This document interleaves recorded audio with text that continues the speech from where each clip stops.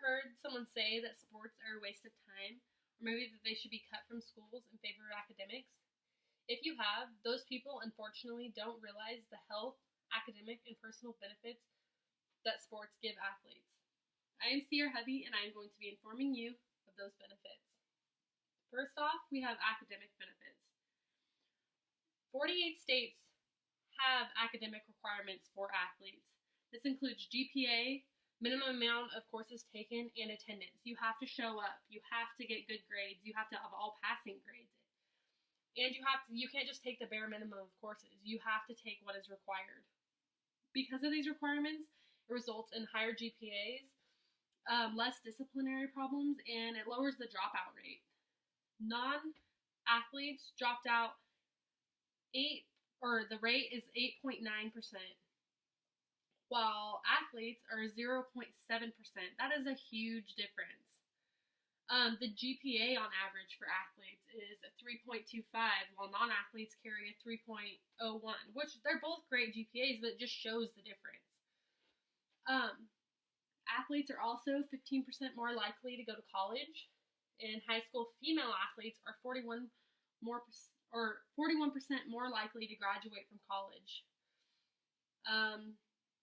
There are a lot of hidden academic benefits that people don't see from the bleachers, but there's also an endless amount of personal benefits as well. You learn so many important skills that are going to help you in the future when it comes to getting a job or just working with other people. Like, you have to be committed. You have to know how to manage your time. You have to be punctual. You have to work well with others. You have to learn perseverance. You have to be patient. And you have to have a strong work ethic, of course. All of these things line up to be to very well-rounded individuals. With commitment, you have to show up to practices, show up to games. You have to show up to all your team functions to be committed to it. That's just part of being a team. Time management. You have to be able to know what time you need to set aside to do certain things, such as homework, or what time you need to set aside for practices. And of course, your personal, social life too. That's always important. If you want to be well-rounded, you have to have a social life as well, aside from sports. You have to be punctual, so showing up on time to games, practices, school, that's all so important. Working well with others. You have to work well with others on and off the court. You have to work well with others in the classroom, in your workplace, of course on the court when you're playing, and just throughout life. If you don't work well with others, chances are you're probably not going to get a job, or you're not going to hold a job very long.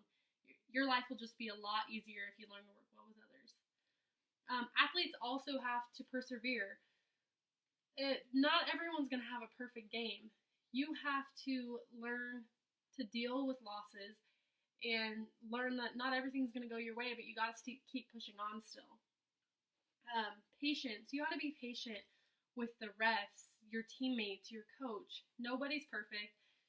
And if you get someone who's at a lower skill level than you, or even a higher skill level than you, and you're trying to teach them something, or they're trying to teach you something, if they're not catching on, or if you're not catching on quick, you gotta still be patient. I know it can be frustrating, but you have to be patient. Strong work ethic. You have to work hard on and off the court to be part of a team. If you want to be on the team, you gotta get a good GPA. You gotta work hard in the classroom.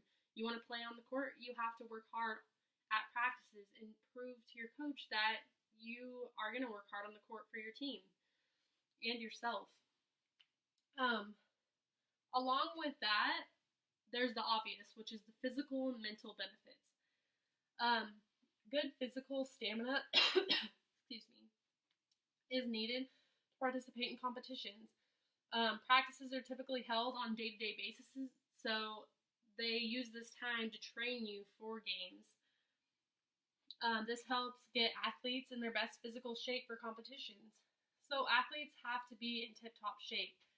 And if you're not, you probably sit the bench, but most coaches will make sure that every athlete on their team is going to be in good condition to play.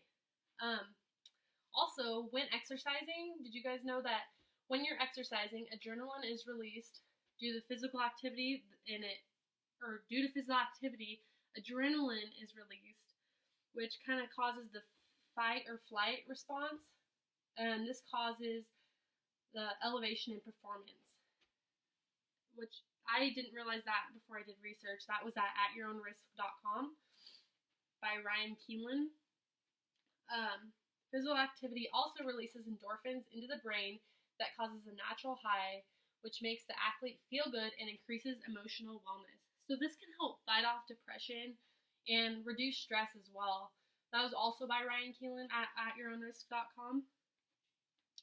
Being physically active also reduces chances of heart disease, risks of stroke, and athletes may face lower healthcare expenses throughout their lifetime. That was at atyourownrisk.com as well. These are all so important, and many people don't understand athletics, and they're viewed as a waste of time. So now I hope my audience can view athletics by seeing the positive benefits rather than the negative stereotypes. Thank you.